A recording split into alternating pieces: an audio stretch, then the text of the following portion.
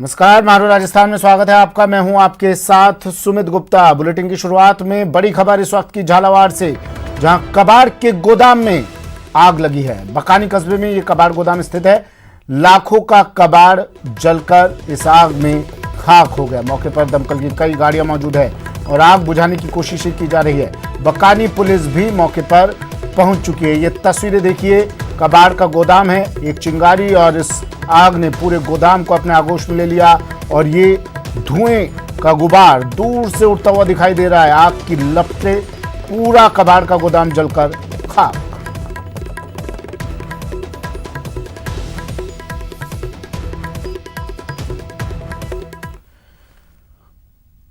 Bharatpur police ने सोमका गांव में छापेमारी कर अवैध देशी पिस्टल बनाने वाले मिनी कारखाने का भांडाफोड़ किया है। पुलिस ने वहां से अर्धनिर्मित देशी पिस्तौल और हथियार बनाने का सामान बरामद किया।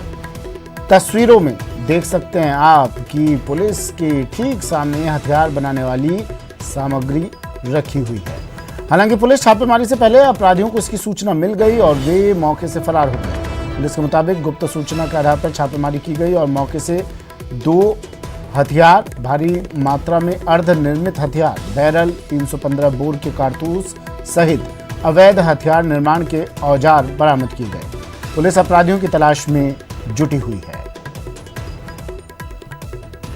सूचना मिली सोमका के जंगल में अवैध हथियार जो है उस निर्माण की फैक्ट्री जो है वहाँ काम कर रहे हैं कुछ लोग। टीम के मौके पर वहाँ पहुँचे, चारों तरफ से घेराबंदी करके हमने जंगल में दबिश दी। तो बम्बुल के पेड़ों के बीच में जो है करीब 10 से 15 आदमी जो थे वो वहाँ हथियार निर्मित कर रहे थे। जिनमें से 6 व्यक्ति हमने उस्मान, इस्माइल, साकिब, वसीम, अजरुद्दीन और साहिब, ये 6 व्यक्ति हमने मौके से जो है गिरफ्तार कर लिए हैं, जबकि 7-8 व्यक्ति जो है वहाँ से भागने में सफल हुए।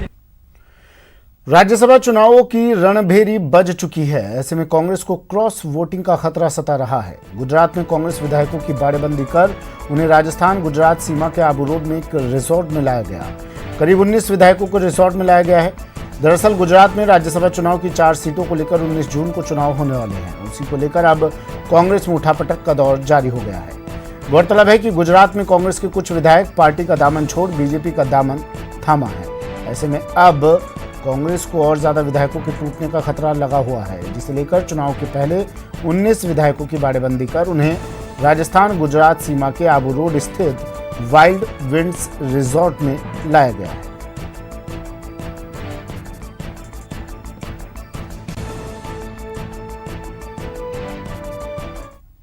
जिस तरीके की परिस्थिति है कि भाजपा सरकार ने साम दाम दंड भेद की नीति से लोक प्रतिनिधियों को खरीदने का, डराने का, धमकाने का प्रयास हो रहा है।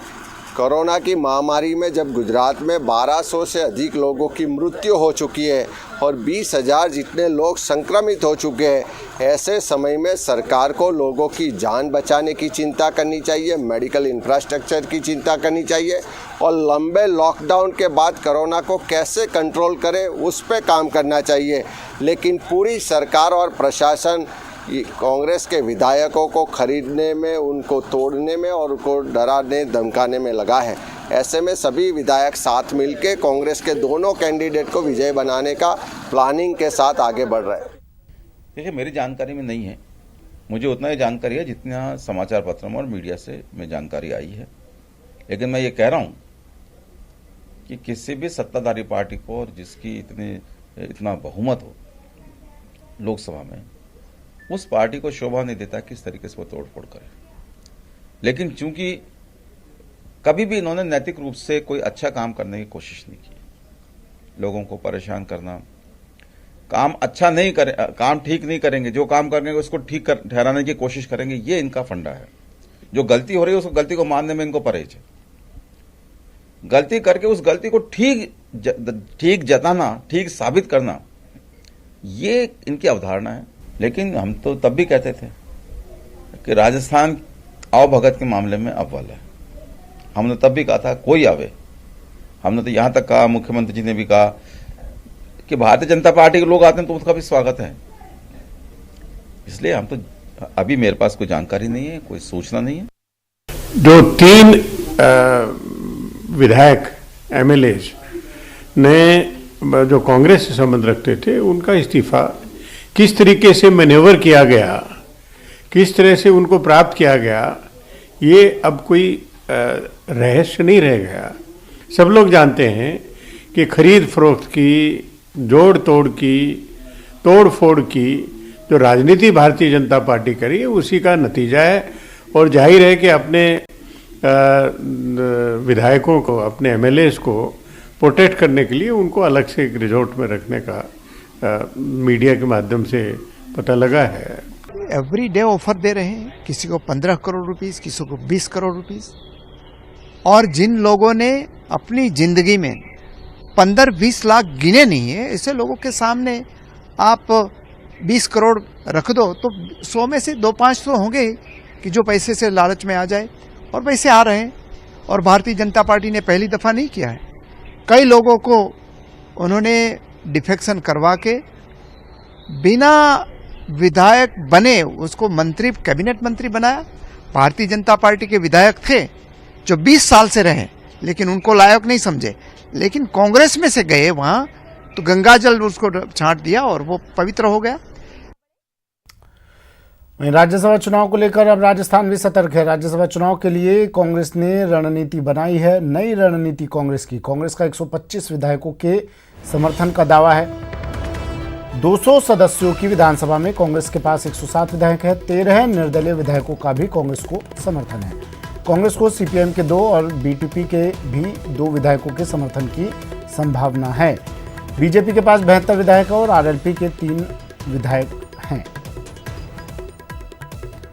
मुख्य सचेतक महेश जोशी ने राज्यसभा चुनाव को लेकर कहा कि समान विचार वाले दलों से बात हुई है। जोशी ने कहा कि कांग्रेस उम्मीदवारों की जीत तय है।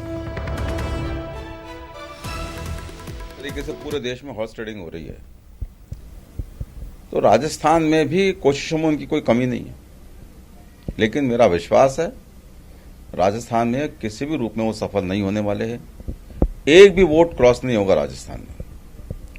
एक बहुत मजबूत सरकार हम लोग चला रहे हैं। जिस तरीके से कोरोना वायरस से के संकट से सरकार ने निपटा है मुख्यमंत्री अशोक गहलोत जी के नेतृत्व में, मुझे विश्वास है एक भी वोट क्रॉस नहीं होगा। लाख कोशिश कर लें और किसी भी तरीके से कोशिश कर लें, लेकिन राजस्थान की जनता भी सब देख रही है, राजस्थान के सारे लोगों के सामने बातें हैं, उनकी कोई भी कोशिश सफल नहीं होगी। देखिए, समान विचारधारा के जो लोग हैं वो कांग्रेस के साथ आएंगे, हमारा विश्वास है। और हम उम्मीद करके चलते हैं कि सारे निर्दलीय हमें वोट देंगे। जो समान विचारधारा वाली पार्टियां हैं, चाहे कम्युनिस्ट पार्टी हो, चाहे बीटीपी हो, हम सबसे आग्रह करेंगे कि वो कांग्रेस के साथ खड़े नजर आए, जिससे लोगों में एक सकारात्मक संदेश जाए। गोवर्धन मेरे सहयोगी हमारे साथ सीधा जुड़ गए हैं जयपुर से। गोवर्धन, चक्रव्यूह वाली सियासत, अब क्या ये रिसोर्ट वाली राजनीति जयपुर तक पहुंचेगी? कुछ अपडेट मिल पाई आपको?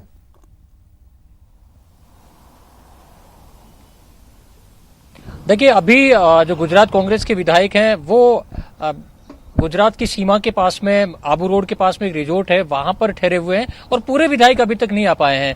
कि जब तक आगे की रणनीति तय नहीं होती तब तक पुख्ता तौर से कुछ नहीं कहा जा सकता। लेकिन जयपुर में तैयारियां जरूर कांग्रेस के रणनीतिकारों ने शुरू कर दी है कि अगर हाईकमान की ओर से इशारा मिलता है तो इन विधायकों को फिर जयपुर शिफ्ट किया जा सकता है। कल से जयपुर में होटल, रिजोर्ट ये भी खुल जाएंगे राज्य सरकार की जो अनुमति है उसके मुताबिक। और उसके बाद इस बात की पूरी संभावना है कि अगले सप्ताह इनको जयपुर शिफ्ट करने की तैयारी की जाएगी। लेकिन फिलहाल गुजरात से इनको बाहर निकालने के लिए जो सिलसिला है विधायकों को बाहर निकालने का वो शुरू हो चुका है। राजस्थान गतिविधियों का प्रमुख केंद्र रहना है, इसमें कोई दो राय नहीं है। अब जयपुर कब लाया जाता है इसको लेकर के हाईकमान और गुजरात कांग्रेस के जो प्रमुख नेता है वो तय करेंगे। लेकिन इतना तय है कि गुजरात की जो सियासी घटनाक्रम है, कांग्रेस की जो उठापटक है राज्यसभा चुनाव को लेकर के, वो अब राजस्थान शिफ्ट धीरे धीरे होता हुआ दिख रहा है। देर सवेर जयपुर लाए जाने को लेकर के भी तैयारियां यहां पर शुरू कर दी गई हैं। ऊपर से इशारा मिलते ही यहां जयपुर में गतिविधियां गुजरात कांग्रेस की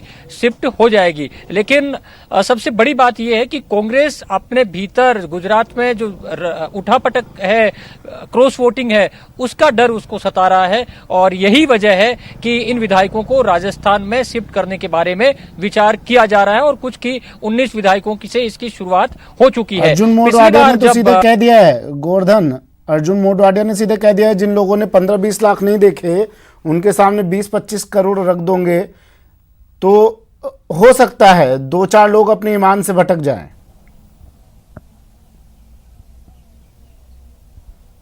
बिल्कुल यही डर सता रहा है। अभी महेश जोशी से भी हमारी बातचीत हुई थी, जो सरकारी मुख्य सचेतक हैं, और पिछली बार जब गुजरात कांग्रेस के विधायक यहाँ आए थे तो उनकी पूरी जो मैनेजमेंट का जिम्मा था वो मुख्यमंत्री के डायरेक्शन के बाद में महेश जोशी ही संभाल रहे थे।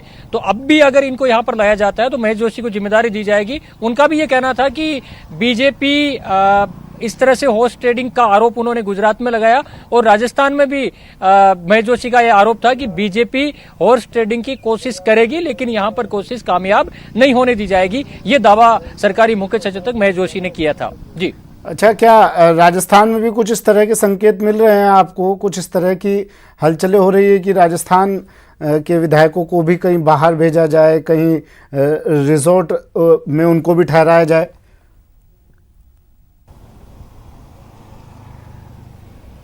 नहीं, देखिए अभी राजस्थान में क्योंकि देखिए संख्या बल है वो कांग्रेस के पक्ष में है।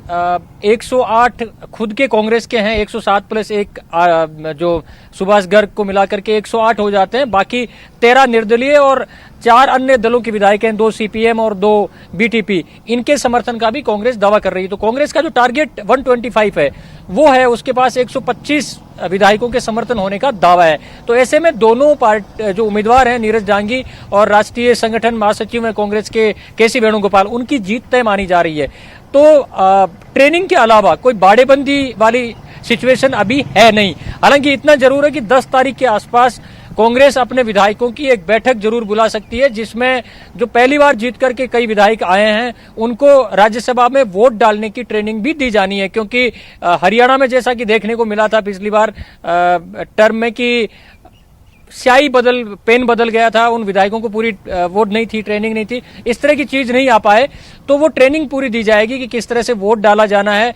क्रॉस वोटिंग को लेकर के जैसा कि महेश जोशी से हमारी बातचीत हुई थी कि बीजेपी यहां पर प्रयास कर रही है, यह आरोप महेश जोशी की ओर से लगाया गया। कुछ दिन पहले सीएम अशोक गहलोत ने भी ये दावा किया था, ये बयान दिया था कि बीजेपी यहां पर भी तोड़फोड़ की कोशिश कर रही है। तो जो राजनीतिक तौर से आरोप प्रत्यारोप का दौर है वो राज्यसभा चुनाव से पहले जरूर शुरू हो गया है। क्योंकि जब मुख्यमंत्री ने बयान दिया था उस वक्त बीजेपी के प्रदेशाध्यक्ष सतीश पूनिया ने इस बात पर कड़ा ऐतराज जाहिर किया था। लेकिन अब इतना तय है कि राज्यसभा चुनाव की नजदीक आते आते दोनों पार्टियों के बीच बयानबाजी तक गोवर्धन, एक संक्षिप्त में जवाब दीजिए। बीजेपी को मौका मिल गया है, कह रही है कि होटल रेस्टोरेंट सब बंद है, लेकिन कांग्रेस के लिए सब खुला हुआ है। क्या एक दिन और इंतजार नहीं किया जा सकता था? बिल्कुल, देखिए बीजेपी को ये जरूर मौका मिल गया है। कल से होटल रिजॉर्ट खुले थे, लेकिन कांग्रेस के जो विधायक हैं वो एक दिन पहले ही रिजॉर्ट में आ चुके हैं। तो जाहिर तौर पर बीजेपी को ये कहने के लिए मौका जरूर मिल गया है कि कांग्रेस ने इंतजार नहीं किया आधिकारिक तौर से। चलिए, शुक्रिया गोवर्धन तमाम जानकारी के लिए। बढ़ते अगली खबर की ओर। केंद्र सरकार ने लॉकडाउन में रोजी रोटी और रोजगार गंवाने वाले प्रवासी मजदूरों के लिए मेगा प्लान तैयार किया है। केंद्र सरकार ने देश के 6 राज्यों के 116 जिलों की पहचान की है, जहां लॉकडाउन के दौरान सबसे ज्यादा प्रवासी मजदूर वापस लौटे हैं, जिसमें राजस्थान के 22 जिले भी शामिल हैं। प्लान के तहत कोरोना लॉकडाउन के दौरान अपने राज्यों और गांवों को लौटे मजदूरों के पुनर्वास और रोजगार के लिए इन 116 जिलों में केंद्र सरकार के सोशल वेलफेयर और डायरेक्ट बेनिफिट स्कीमों को तेजी से मिशन मोड में लाया जाएगा। इन जिलों में मनरेगा, जनधन योजना, किसान कल्याण योजना, खाद्य सुरक्षा योजना, पीएम आवास योजना, कौशल विकास समेत अन्य केंद्रीय योजनाओं के तहत मिशन मोड में काम होगा। केंद्र सरकार के मंत्रालयों को भी कहा गया है कि 2 हफ्ते में इन जिलों को ध्यान में रखकर योजनाओं का प्रस्ताव तैयार करके पीएमओ भेजे। वक्त एक ब्रेक का है। ब्रेक के बाद दिखाएंगे कहां तपती धरती में